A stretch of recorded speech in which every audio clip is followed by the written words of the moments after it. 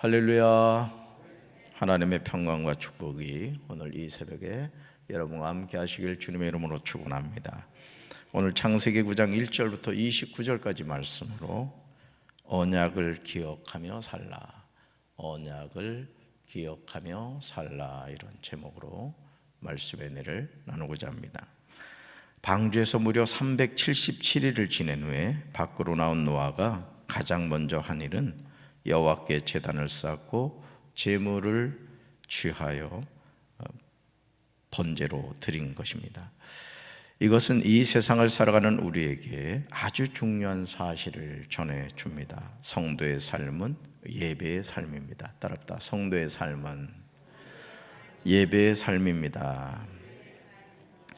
여호와께서 노아가 하나님께 드린 제물의 향기를 받으신 것처럼 우리의 예배를 받으십니다. 여러분, 예배라는 것이 뭐냐라고 했을 때 우리는 이 예배를 교회에 나와서 이렇게 아주 엄숙한 분위기에서 찬송도 부르고 기도도 하고 말씀도 듣고 이거를 예배라고 생각을 합니다. 물론 예배입니다. 그러나 하나님이 우리에게 진정으로 찾으시는 예배는 우리가 일상의 삶을 살아가면서 하나님을 인정하고 하나님 그분의 이름을 나타내며 사는 생활의 예배를 하나님이 기뻐 받으십니다. 노아의 예배를 받으신 하나님은 창세기 9장 1절에서 노아와 그 아들들에게 복을 주십니다. 1절 같이 읽습니다. 하나님이 노아와 그 아들들에게 복을 주시며 그들에게 이르시되 생육하고 번성하여 땅에 충만하라. 아멘.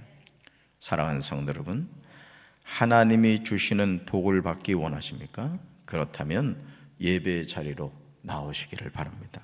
예배는 하나님이 하나님의 자녀들을 만나는 시간입니다.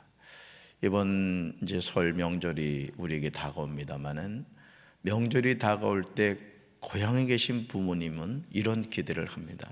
지금 코로나19 때문에 부모님들이 오지 말아라, 여러 가지 이야기 하시지만 실제 그 부모님의 마음속에는 자녀들을 보고 싶고 특별히 손주 손녀들을 보고 싶은 그런 간절한 열망이 있습니다. 우리 하나님도 마찬가지입니다. 하나님도 우리를 만나기 원하시고 우리와 함께 하시기를 원합니다. 우리가 하나님을 향하여 아빠, 아버지라고 부를 때 우리 하나님은 너무너무 기뻐하신다는 것을 우리가 기억해야 됩니다. 또한 예배를 통해서 우리의 영혼이 솟게 됩니다. 마치 모세가 40일 동안 하나님과 시내산에서 함께 했을 때 그의 얼굴 꺼풀에 광채가 난 것처럼 우리가 하나님을 가까이 할 때 우리의 영혼이 새로워지고 우리의 삶이 변화될 줄로 믿습니다. 하나님이 노아와 노아의 세 아들 셈과 함과 야벳에게 주신 복이 무엇입니까? 생육하라는 것입니다. 번성하라는 것입니다. 땅에 충만하라는 것입니다. 물의 심판으로 사람을 비롯한 모든 생물이 죽었기에 이제 이 세상에는 노아의 세 아들을 통해서 새로운 인류가 시작된 것입니다. 여러분의 가정이 생육하고 번성하고 충만하시기를 주님의 이름으로 축원합니다. 하나님은 2절에서 땅의 모든 짐승과 공중의 모든 새와 땅에 기는 모든 것과 바다의 모든 물고기를 노아와 그 아들들의 손에 붙여주시는 것을 보게 됩니다. 3절에서 하나님은 노아에게 모든 산동물은 너희의 먹을 것이 될지라 이렇게 말씀하셨죠. 하나님이 사람을 창조하실 때 그들의 먹거리로 산동물은 포함되지 않았습니다. 사실 에덴 동산에서 아담과 하와가 거할 때 사실은 그들에게 하나님이 먹거리로 주신 것은 동산의 각종 과일이었습니다. 열매였습니다. 그렇기 때문에 굳이 짐승을 잡아서 먹을 일은 없었던 것이죠. 창세기 1장 29절에 그 내용이 나오는 것을 보게 되죠. 같이 읽습니다. 하나님이 이르시되 내가 온 지면에 씨 맺는 모든 채소와 씨 가진 열매 맺는 모든 나무를 너에게 주노니 너희의 먹을 거리가 되리라. 아멘. 그래서 29절을 보면 창세기 1장 29절을 보면 하나님이 우리에게 주신 것은 채식이었구나, 육식이 아니었구나, 이것을 알게 되죠.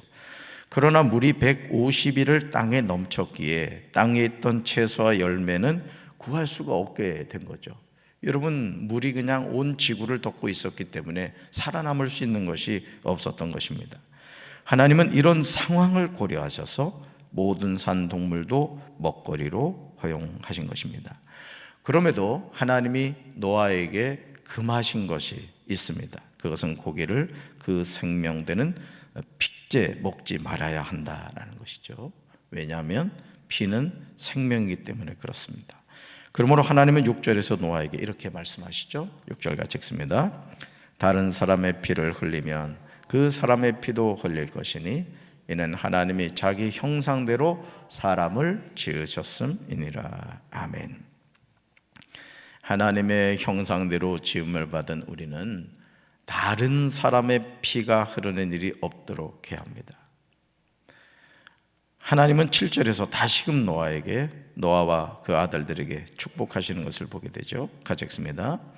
너희는 생육하고 번성하여 땅에 가득하여 그 중에서 번성하라 하셨더라. 아멘. 그러니까 여러분, 하나님이 우리에게 말씀하시는 것은 뭐냐? 생육하고 번성하여 땅에 가득하라는 것이죠. 또 그 중에서 번성하라는.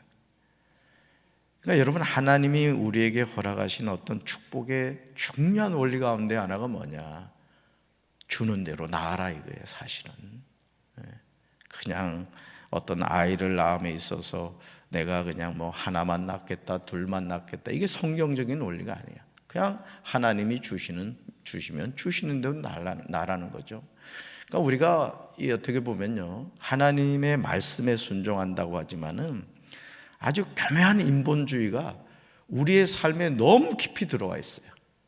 그래서 믿는 부모라고 하면서도 자녀가 예를 들어서 뭐 둘을 낳고 셋을 낳고 막 넷을 낳으면 너 어떡하려고 그러느냐, 막 아주 불신앙적인 얘기를 막 하는 거예요.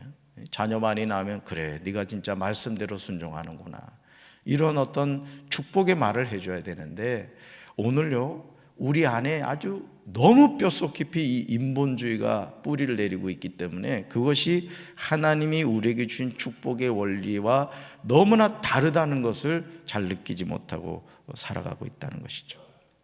하나님은 이 말씀 후에 노아와 그와 함께한 아들들에게 언약을 세우십니다. 하나님의 의지가 얼마나 큰지를 알 수 있는 것은 한번 저를 따라 보세요. 여러분 성경을 보세요. 9절 한번 가보세요. 9절. 언약이라는 낱말에다가 동그라미 치세요. 9절. 자, 11절로 가보세요. 거기도 언약 있죠? 동그라미 치세요. 12절로 가보세요. 그 다음 13절, 14절, 15절, 16절, 17절.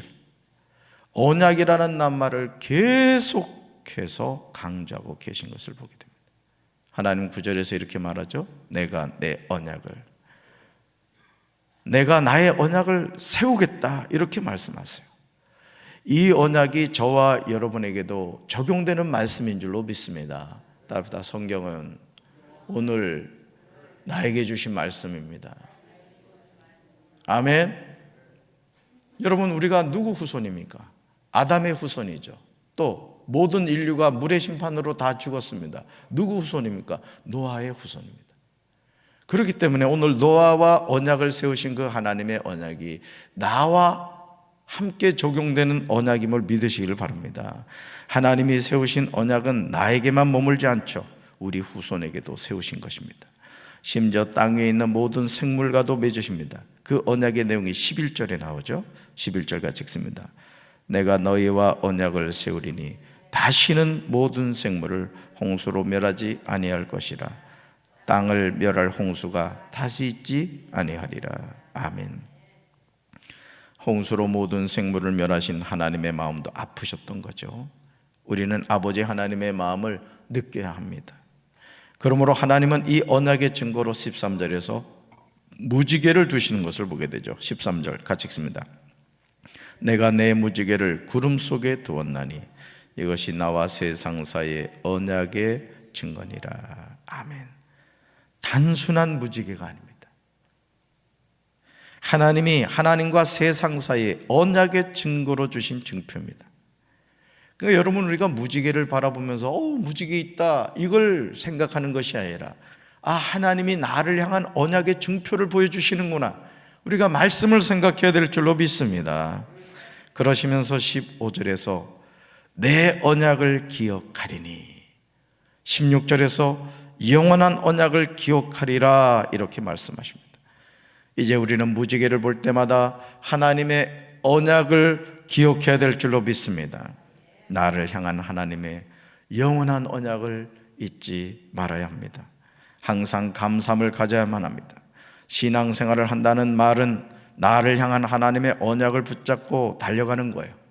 우리가 끝까지 실족하지 않고 믿음의 선한 싸움에 승리할 수 있는 비결이 뭡니까? 그것은 하나님의 말씀을 붙잡는 길 외에는 없는 줄로 믿습니다. 신앙생활하면서 절대 사람 바라보지 마세요. 하나님의 말씀을 바라보셔야 됩니다. 신앙생활하면서 상황을 바라보지 마세요. 말씀을 붙잡아야 될 줄로 믿습니다. 우리가요, 나를 향한 하나님의 영원한 언약을 놓치는 순간부터 우리는 세상을 향해서 달려가게 될 것입니다. 정말 안타까운 점은요, 창세기 9장 18절부터 29절에 나오는 노아의 모습이에요. 선줄로 아는 자 넘어질까 조심하라는 주님의 말씀처럼, 여러분, 창세기 6장 9절에서 하나님이 노아를 어떻게 평가하셨죠? 노아는 의인이요 당대의 완전한 자였다고 했어요. 하나님과 동행하였다고 했습니다. 그런데 그런 노아가 농사를 시작하여 포도나무를 심었는데 포도주를 마시고 취하여 그 장막 안에서 벌거벗은 거예요. 여러분, 잠언 20장 1절에서 이렇게 말하죠. 같이 읽습니다. 포도주는 거만하게 하는 것이요 독주는 떠들게 하는 것이라. 이에 미혹되는 자마다 지혜가 없느니라. 아멘. 하나님과 동행하는 삶을 살았던 노아였지만, 포도주는 의인이고 완전한 노아가 무장해제를 하게 만든 거예요. 여러분, 이 신부님들은 술도 먹고 담배도 핍니다. 아시죠? 근데 여러분 생각해 보세요. 우리가 정신을 바짝 차려도 실수를 하는데 술을 먹는다. 그러면 어떻게 됩니까? 무장해제가 되는 거예요. 여러분, 무장해제가 된다는 건 뭐죠? 죄를 지을 수 있다는 거예요. 아무리 내가 정신을 바짝 차린다 할지라도, 여러분, 음주운전이 왜 위험합니까? 음주운전을 하게 되면 이건 살인행위이기 때문에 그래요. 수많은 사람이 음주운전하다가 많은 사람을 생명을 잃게 만드는 것을 우리가 종종 보게 되죠. 그 사람이 악한 의도를 가져서 그렇습니까? 아니에요. 술의 힘이 그로 향하금 사고를 나게 만드는 거예요. 사랑하는 성도 여러분, 왜 신앙생활하면서 술과 담배를 금하라고 합니까? 그 이유는 우리가 경건생활을 하는데 도움이 되지 않기 때문에 그래요. 여러분, 우리가 술을 먹고 담배를 피면서 경건한 신앙생활을 할 수 있을까요? 물론 스펄전 목사님 같은 경우는 완전 꼴초였다 그래요. 아주 담배를 엄청 피웠다 그래요. 그 스펄전 목사님은. 그래도 설교의 황태자라고 하거든요, 그 목사님을. 여러분, 오늘 우리가 이 술, 담배 문제에 있어서 여러분 자신의 삶을 가만히 돌이켜보세요. 우리 성도 여러분들 가운데 아직 그게 정리가 안 된 분들이 있을 겁니다. 그렇다고 하면은 오늘 이 노아의 삶의 모습, 당대의 완전한 자요 의인이었다고 했던, 하나님과 동행했던 노아가 왜 실수를 하게 되었는가, 이 모습을 여러분 돌이켜보시면서 오늘 믿음에 결단하시고 완전히 정리할 수 있게 되기를 주님의 이름으로 축원합니다. 경건에 도움이 되지 않는 것은 끊거나 절제해야 합니다. 우리 청년들 같은 경우는 스마트폰 중독, 이런 부분. 그러니까 여러분, 내가 기도 생활을 하고 또 성경을 읽고 예배 생활을 하는데 자꾸 뭔가 걸림돌이 되는 게 있을 거예요. 예를 들어 주식을 한다, 또 여러 가지 있잖아요. 근데 예를 들어 내가 예배를 드리러 왔는데 자꾸 이게 주가가 막 오르내리는 게 자꾸 막 생각이 난다. 그럼 경건에 그건 도움이 안 되는 거예요. 그러니까 여러분들이 하나님께 예배를 드림에 있어서 방해가 되는 것들은요, 그건 깨끗하게 정리하셔야 됩니다. 아멘. 그래서 경건의 유익을 우리가 찾아야 된다 이거예요. 노아는 25절 보실까요? 가난을 저주하는 것을 보게 됩니다. 부모의 말 한마디가요, 자녀의 미래를 결정함을 기억하시기 바랍니다. 그래서 우리 부모가 정말 어떤 말을 해야 되는가, 축복의 말을 해줘야 돼요.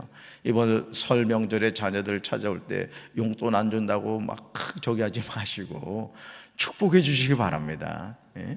마음껏 축복해 주시고, 야, 그 축복 받으면 용돈이라도 좀 보내면 좋겠다, 뼈 있는 말 한마디 하면 회개하고 보낼 줄로 믿습니다. 자, 그러므로요, 우리는 성령 안에서 매일 매순간 영적으로 깨어 있어야 될 줄로 믿습니다. 저도 목회라는 목사지만 경건에 도움이 되지 않는 것은요, 끊어야 돼요. 이 목회자들 가운데도 이 경건 생활에 도움이 되지 않는 거에 빠져서 이렇게 살아가는 경우가 많아요.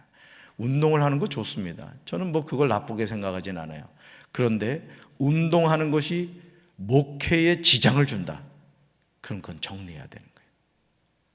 오늘 우리 축구 성교에서 축구하죠?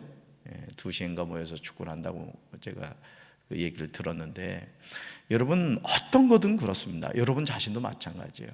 여러분 자신이 경건 생활에 도움이 되지 않는 것들이 있다, 또 나와 하나님 사이에 자꾸 가로막는 것이 있다, 그렇다면 내려놓으셔야 돼요. 그래서 하나님과의 깊은 영적 교제가 회복되시는 우리 성도들 되길 주님의 이름으로 축원합니다. 그래서 오늘 거룩한 성일, 우리가 영과 진리로 하나님께 예배드리고 우리의 삶이 말씀으로 새로워지는 복된 성일 되시기를 주님의 이름으로 축원합니다. 가슴에 손 얹겠습니다. 하나님 아버지, 377일간 방주에 갇혀 있었던 노아는 방주 밖으로 나왔을 때 가장 먼저 하나님께 예배를 드렸습니다. 오늘 우리가 하루를 시작하면서 새벽 제단으로 예배드리게 하심을 감사합니다. 그럼에도 의인이요 당대의 완전한 자였고 하나님과 동행하는 노아였지만 포도 농사를 지어 포도주를 마심으로 벌거벗은 모습으로 자녀들에게 부끄러운 모습을 보였습니다.